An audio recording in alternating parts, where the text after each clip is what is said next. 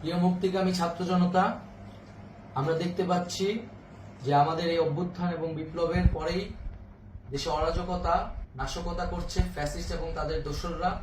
আমরা দেখতে পাচ্ছি যে বিভিন্ন জায়গায় এখন গোলাগুলি চলছে, মন্দিরে হামলা হচ্ছে এবং নাশকতা ও লুটপাট করছে। আমরা মনে করি আমাদের যে ছাত্র নাগরিকদের অভ্যুত্থান তাকে নস্যাৎ করার জন্যই পরিকল্পিতভাবে এই ধরনের ঘটনা ঘটানো হচ্ছে।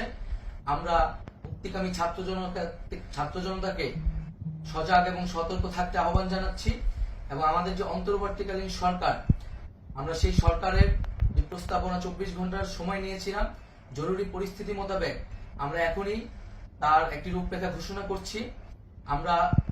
আমরা সিদ্ধান্ত নিয়েছি যে সর্বজন গ্রহণযোগ্য আন্তর্জাতিক খ্যাতিসম্পন্ন নোবেল পুরস্কার বিজয়ী ডক্টর মোহাম্মদ ইউনূসকে প্রধান উপদেষ্টা করে অন্তর্বর্তীকালীন সরকার গঠন করা হবে এবং ডক্টর মোহাম্মদ ইউনূসের সাথেও আমাদের কথা হয়েছে। তিনি ছাত্র জনতার আহ্বানে বাংলাদেশকে রক্ষা করতে এই গুরু দায়িত্ব নিতে সম্মত হয়েছে।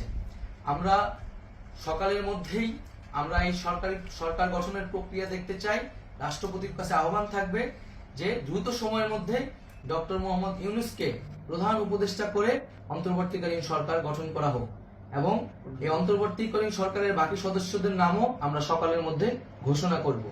প্রিয় বন্ধুগণ, দেশে যে অরাজকতা চলছে, মানুষের জীবনের নিরাপত্তাহীনতা চলছে, সেজন্য আমরা রাষ্ট্রপতির কাছে আহ্বান জানাচ্ছি দেশে আইন শৃঙ্খলা পরিবেশ ফিরিয়ে আনার জন্য দ্রুত সময়ের মধ্যে কার্যকর ব্যবস্থা নিতে হবে এবং আইন শৃঙ্খলা বাহিনীকে সহযোগিতা করার জন্য মুক্তিকামী ছাত্র জনতাও রাজপথে থাকবে এবং অন্তর্বর্তীকালীন সরকার গঠন না হওয়া পর্যন্ত মুক্তিকামী ছাত্র জনতাকে রাজপথে থেকে তাদের যে অভ্যুত্থান, সেই অভ্যুত্থানকে রক্ষা করতে হবে।